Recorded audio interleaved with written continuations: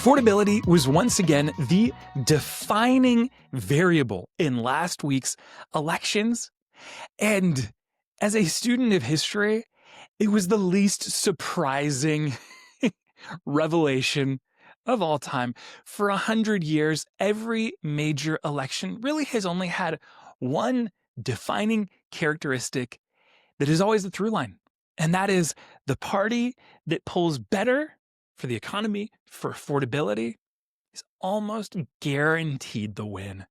You look at Reagan in 80 and 84, following Jimmy Carter's kind of failures, and an affordability and inflation crisis, guaranteed Reagan's wins.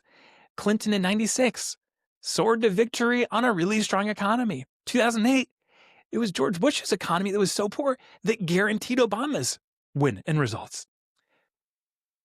And interestingly, where just 365 days ago, Republicans and the Trump nominee at the time polled far better than Democrats on the economy, on affordability, and yet exactly 365 days later, three different Democrats that I didn't know the names of this time last year flipped the election results by 10 points in their favor because of a radical discipline focusing on your and my pocketbook issues. It's simple. It's really simple. I'll get into each of their unique policies and how it actually made a lot of sense that a 34-year-old Democratic socialist could win in a deep blue kind of electorate like New York, whereas what Abigail Spanberger in Virginia and Mickey Sherrill in New Jersey, the policy set that they ran on in purple states is actually really reflective of what I think the country is going to be yearning for at the midterms and then in 2028 in the presidential election. It almost felt like kind of looking into the fortune teller's crystal ball, being like, whoa, these are the policies that will be the winning ticket. And now, in my mind, it is a question of which party can embrace them more thoroughly. And that comes in a backdrop of Biden polling really poorly on this in the lead up to the presidential election, Trump polling higher, and yet his administration not appropriately prioritizing the working class or the younger generation's affordability needs. And a mix of foreign policy and tariffs being having a bit of a monopoly in the headlines. So much so that, back to the polling, right now on the economy, the word I'm going to say 1,000 times, I'm already hearing it a lot in my kind of mind, is on the economy, Trump now polling only 37 or 38%, and almost 70% of the nation disapproving of his economic policies and strategy. It's a pretty damning set of numbers, but when you peel the layer back and look at what is the felt experience, not of kind of the wealthy class, but for the blue-collar worker, the recent college grad, it's 3% inflation, which is way above the 2% target. But then it's these interesting, I think more insightful data points around the lower 50% of American earners are only seeing their wages grow by 1%, maybe 1.5% per year. Way less than inflation, so their purchasing power is dropping. And then some of these other economic indicators that are kind of these alarm bells around the rate amongst the 50% less affluent, their credit card and auto loan default rate jumping by 20 to 25% this year, a historic and kind of terrifying result. The number of Americans who spend more than half of their income on rent growing to 23 million Americans. And you same thing, you zoom out and look, you're like, well, yeah, in the US, most of the economic gain has been in the stock market. And the top 1% owns 50% of the stock market. And the bottom 50% of Americans own 1% of the stock market. And you kind of keep peeling back the rate of wealth inequality in our country growing, once again, at unprecedented rates. It gives these two separate narratives of Americans with the means have really liked Trump's agenda, where consumer sentiment for the bottom 50% of American earners is dropping to near historic lows. Consumer sentiment just being like confidence, outlook, hope about the future. For me, those are like stark, almost like forewarnings or premonitions of a country that will be rife with instability. When you see that kind of economic inequality and the working class fall behind at such a rapid clip, that's always the leading indicator of either upheaval, disillusionment, a rush towards socialism, all the exact things that most Republicans explicitly fear and are trying to avoid. And then you layer on everything going on with the shutdown that is looking like it's going to finally resolve around when this podcast goes live on Friday. But interestingly, Democrats choosing a tack focused on affordability and healthcare. I'll spout off the couple easy stats that most Democrats are leading with, which is big, beautiful bill the Trump administration passed a couple months ago, added $5 trillion to the deficit, gave a historically large tax break that the top 1% accrued more benefit than the bottom 90%. In a way that if you're in the top 1% making $750K, you got basically a $70,000 bonus. But if you're in the working class making 50, 60 grand, you're looking at maybe a couple $100 in tax cuts. That's 70 grand, a couple hundred. But when you look at how tariffs are going to actually completely offset and put you net negative from the big, beautiful bill, and then, the big, beautiful bill cutting healthcare, cutting $1 trillion of healthcare back to the working class through Medicaid. Affordability, kind of nightmare. 20 million people affected. And the exact thing that is coming to a head right now are the Obamacare tax credits getting rescinded this Q4. Same thing, affecting somewhere between, I call it around 6 million Americans ASAP, like around the holidays, and them seeing their monthly premium spike to 2 to 3x. What is all of this? It's just affordability upon affordability. And if you are that working class or that young person, it's getting too much to carry. And that, interestingly, has always been Democrats' strong suit. If you look at how they pushed back under the Bush administration, under Trump's first term, both of those midterms, Democrats dominated, focusing on the cost and accessibility of healthcare. 2018, the midterms under Trump's first presidency, Democrats took back 41 seats in the House, focused on healthcare and the cost of it. It's a winning issue. And it's, in my mind, it's kind of the Democrats' sweet spot. It's their specialty. It's their superpower. So here we are in a really unique context where, once again, just spouting it off quickly, Trump won on affordability. It pulled number one. It's continuing to pull as the most important issue. Democrats are taking it back. And interestingly,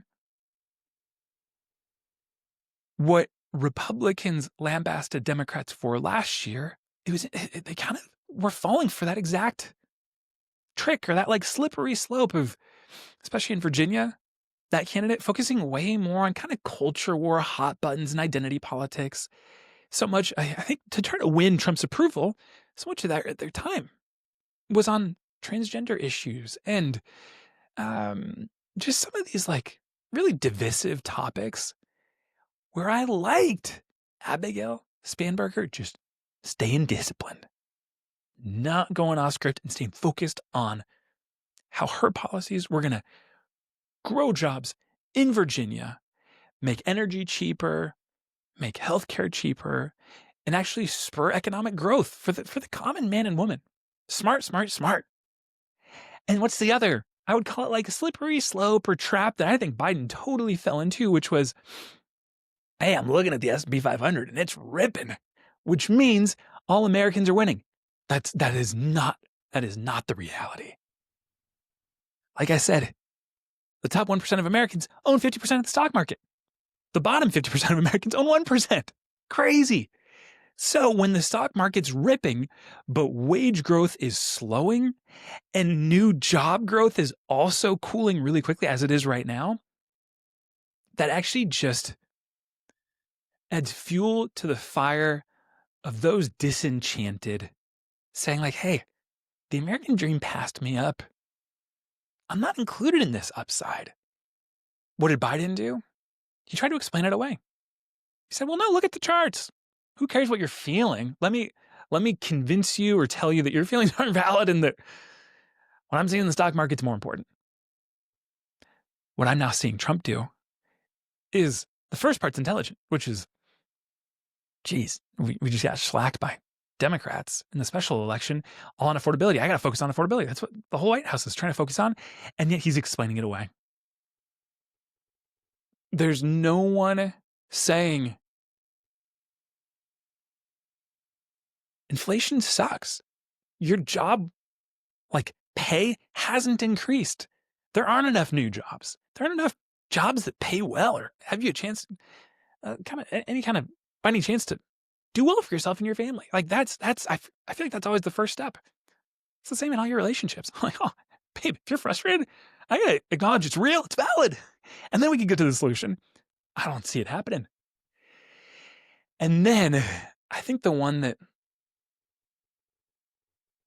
I'm most encouraged by, and then I'll get to what I want to see more of, but I'm starting to see it, is there's this interesting juxtaposition that I'm not seeing enough of right now, that Democrats have been a small tent coalition for the last decade.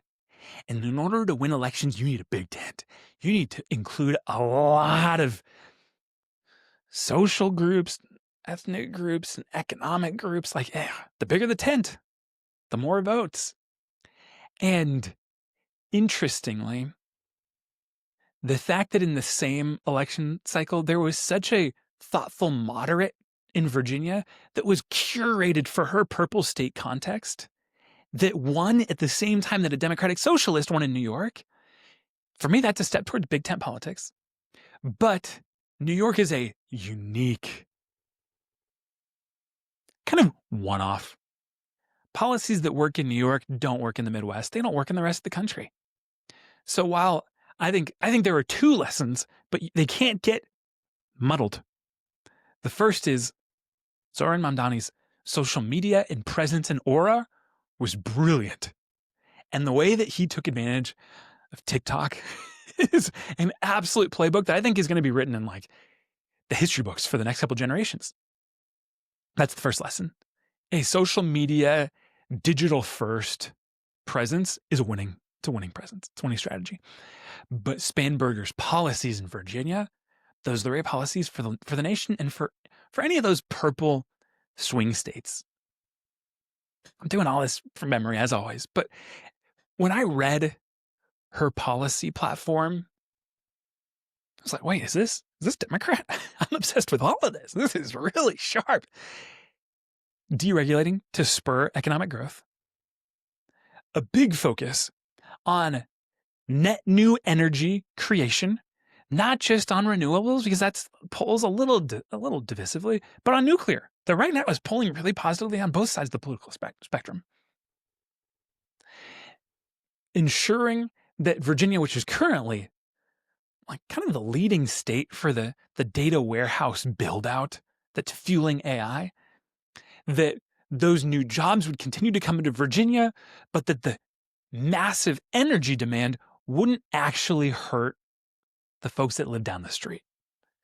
I did a whole episode on that 2 weeks ago. Go listen to it, because right now, the US is poised to win the AI arms race against China, but we will lose it if we aren't laser focused on an energy renaissance. Abigail Spanberger, her policies were in that direction.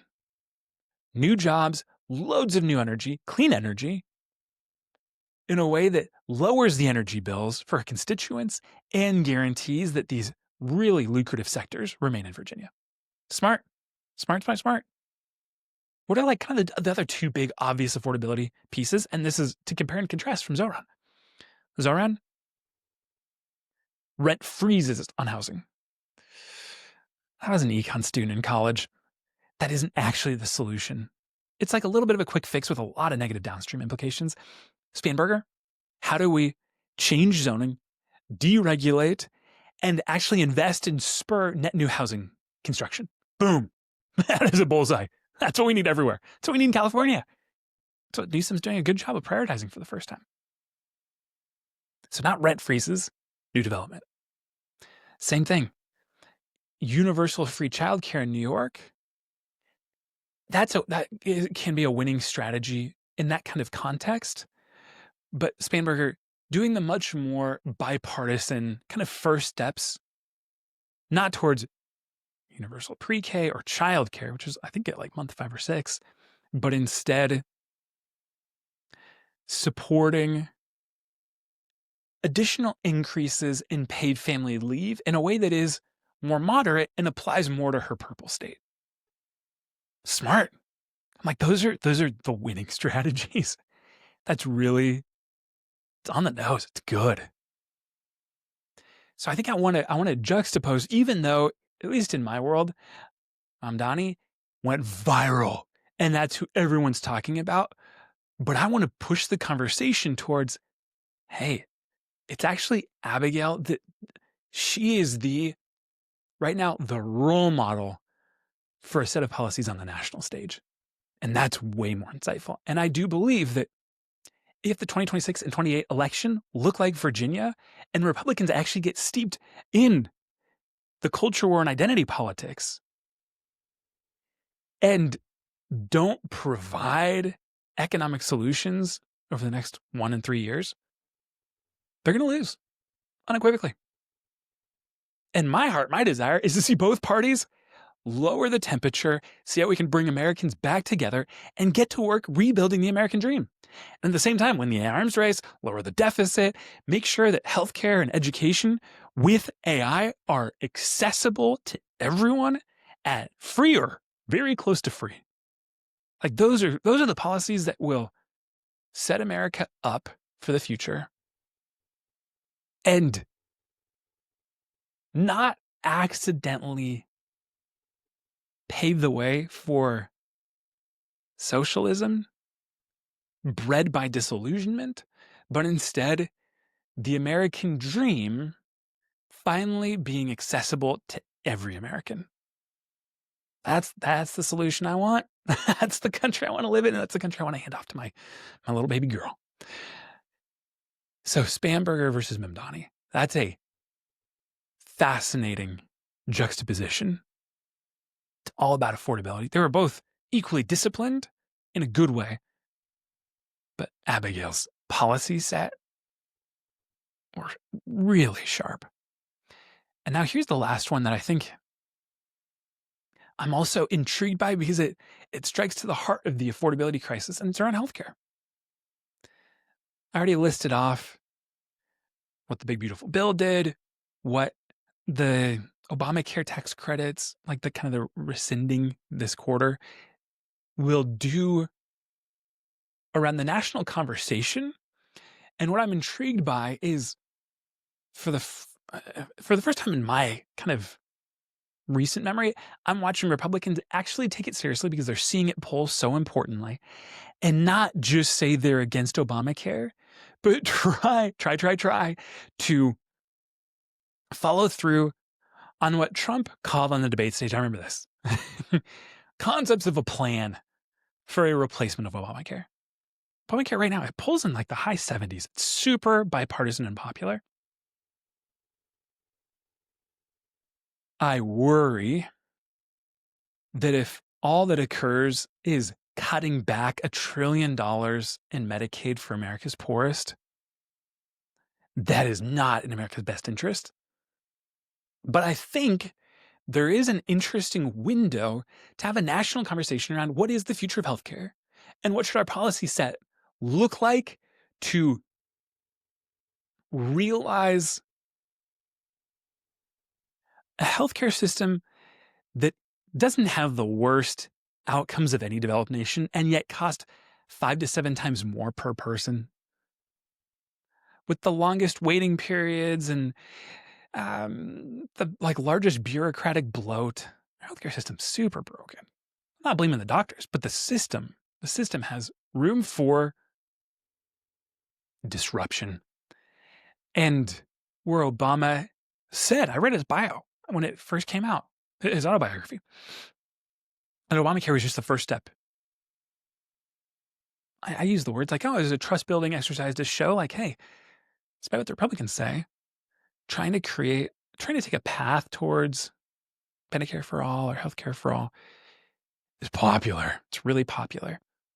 But the U.S., with our $37 trillion deficit, can't afford it right now. We just can't. If you're aware of the $2 trillion shortfall we have every year, adding another $1 trillion in healthcare expenses is completely unfeasible. So my question is always around like, what's the third way? Democrats want to expand healthcare coverage. Republicans want to pull it back. But I don't see either one saying, how can innovation and new solutions actually dramatically lower the cost of healthcare? And in the process, perhaps expand access to larger swaths of Americans in a way that doesn't have all the downstream effects of negative health outcomes, huge percentage of Americans that are uninsured, preventative healthcare always being 10 times cheaper than reactionary. And if you are a frequent listener, you know that I care a lot about how AI, as an AI entrepreneur, will accrue value to every American, not just the billionaire class. This is right down the middle of the fairway. One of the VCs I always loved reading and listening to, Reid Hoffman, and his podcast 3 days ago, I listened to it, and it was all about healthcare. It's like, hey, where can AI have this exponential effect of making healthcare accessibility common to every American and one day everyone on Earth? How can it lower the cost by 50, 70, and then one day 90%? How can we still keep doctors in the loop for the high relational, consultative role, but cut out the $1 trillion of bloat we have on our healthcare administrative stack? Those AI tools exist today. I follow all the startups. We've got a list of 12 different AI healthcare startups that are now big, $1 billion in funding, huge teams, really, really sharp engineering teams that are going and are currently disrupting every step in the sequence, from supporting the doctor during the consultation, expediting the diagnostics, diagnosing far more accurately, changing the entire note-taking game, the entire administrative sequence of approvals and referrals and handoffs and billing in a way that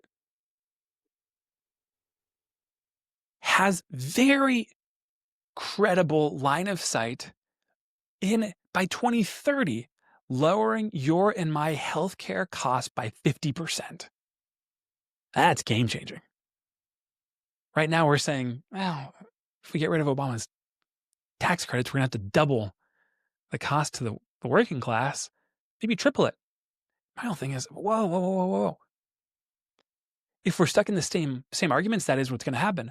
But if we accelerate AI, not in a way that's displacing millions of jobs, but actually just accelerating the rate of quality care, it's the third way. And right now, it's my only line of sight to a solution that's like tenable, that's bipartisan, and that accrues the value to the everyday American, not just the AI founder. For me, that's that missing link that I'm really, really curious what Abigail Spanberger's policies in action are going to look like over the next 2 years, because AI doesn't figure any part of it. I'm watching kind of all of there's like a whole fleet of 2028 presidential hopefuls that I follow on social media. Newsom, Andy Beshear, Josh Shapiro. Those are just on the Democratic side. Pete Buttigieg, Gretchen Whitmer. I haven't heard a single one of them make a statement about AI that tells me they understand it, that they know the first thing about it, they know how to regulate it, even though they're trying, and that they have a positive vision for AI actually helping more Americans achieve the American dream and not have this doomerism view around mass job displacement, but actually, how can an AI energy renaissance create 10 million new jobs? How can AI almost for the first time level the playing field, that we all have access to the same tools? I care deeply about education. How can AI change the game so that everyone has a tutor in their pocket? Not just kids with parents that can afford it. Like those are, for me, that's the really interesting missing link in the 2028 conversation. And then if we don't have a vision for it, one of two things will happen. One, China will win the arms race, and we will fall behind massively in economic development, in national security, in energy development. Or we will stay ahead, but just like the Industrial Revolution, we will wander into the highest wealth inequality gap since the 1880s. That's the only time that it's been higher. It's the Industrial Revolution, when a handful of industrialists accrued such inordinate power and wealth that kind of the whole country was like flipped upside down in a really negative way. Right now, those are the kind of the two inevitable possibilities, unless we capture a vision for an AI era of abundance that's not focused just on the tech founder. And that's coming from a tech founder, but focused on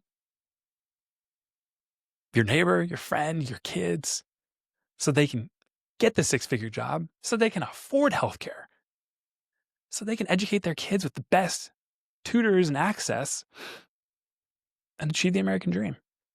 So that's where I'm at. I think if you're a frequent listener, you'll notice like how there's these themes that I really find myself caring about more and more and more, and I'm just going to keep banging the drum because I think they are the defining issues for the remainder of Trump's administration. So if you care about either of these topics, abundance versus affordability crises, AI, or the like Mamdani versus Spanberger compare and contrast, send this to 2 friends, shoot me a note. I'd love to hear your thoughts. Otherwise, thanks for listening, and I'll see you next week.